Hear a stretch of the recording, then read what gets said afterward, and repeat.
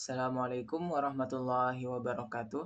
Perkenalkan, saya M. Ansari dengan NIM 2410817310008. Kali ini saya akan membahas tugas yang diberikan dosen, yaitu tentang memberi tanggapan atau review terkait dua video pembuatan aplikasi Android. Yang pertama itu membuat aplikasinya pakai skill manual atau coding manual, dan untuk video yang kedua yaitu dia menggunakan tools AI. Untuk kedua videonya ini sama-sama membuat aplikasi to-do list.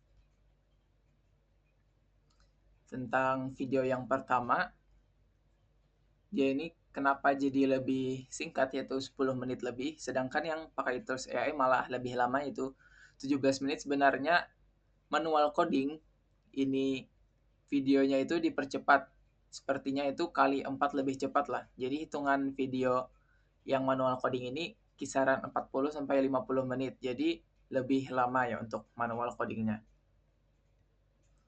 Nah, lanjut untuk review videonya.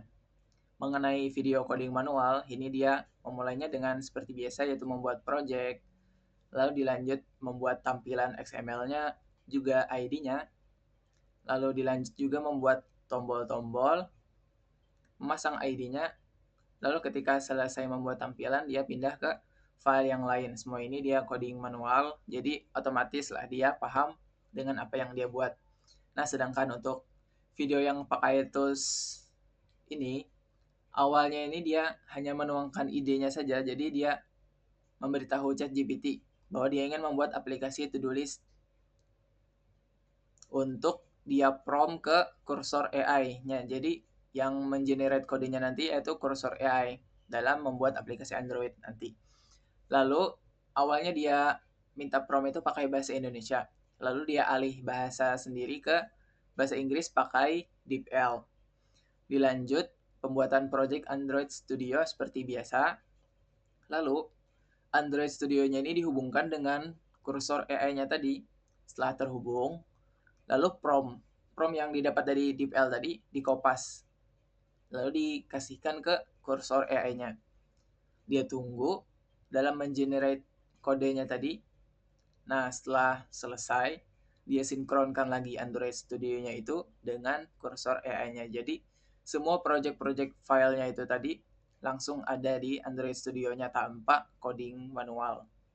Nah, tapi di sini ada poin penting, yaitu pada saat generate kodenya selesai tadi di kursor AI-nya, terdapat ada beberapa error ya. Nah, ini poin penting.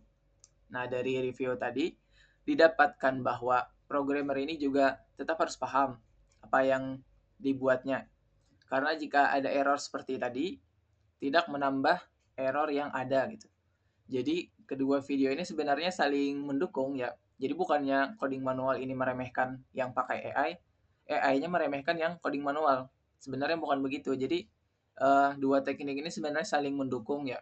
Jadi coding manual ini sebagai skill dasar, jadi dia paham dulu, pernah membuat manual sendiri suatu aplikasi.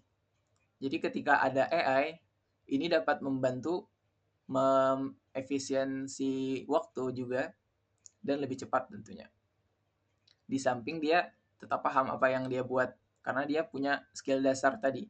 Dengan kata lain, ini skill manual adalah fondasinya, AI adalah alatnya. Tanpa fondasi yang kuat, alat ini hanya menambah error-error yang ada, sedangkan kita tidak bisa mengatasinya. Jadi begitu. Lalu lanjut untuk pertanyaan selanjutnya, apakah aplikasi mobile boleh dikenalkan sejak dini? Yang pertama tentu saja boleh ya, karena pada masa anak-anak ini, masa penasaran itu masih tinggi-tingginya dan semangat masih full. Namun, perlu diperhatikan bahwa sebelum mengenalkannya, apakah anak tersebut mau belajar coding ini dan tidak terpaksa, sehingga belajar ini tidak membuatnya trauma, mengingat pelajaran coding ini lumayan sulit ya. Jadi jika saya sarankan, mungkin bukan tentang coding teknis, tapi lebih ke mengajarkan tentang pengasahan logika. Jadi bukan coding yang teknis membuat aplikasi seperti itu. Nah, seperti kata pepatah, jika seseorang haus, maka berilah dia segelas air. Nah, jika haus lagi, beri segelas air lagi, bukan satu teko. Maksudnya, memberi bantuan ini mengajarkan sesuatu itu sesuai dengan takarannya. Akan lebih berkesan itu. Dan dihargai juga ketimbang memberi bantuannya itu berlebihan. Jika anaknya yang penasaran, maka ilmu codingnya tadi itu akan lebih berkesan dan membekas. Jadi tidak sia-sia dan juga tidak memberikan dia efek jera atau malah jadi membuat dia malas belajar gitu. Nah, sekian dari saya, mohon maaf jika ada salah kata. Assalamualaikum warahmatullahi wabarakatuh.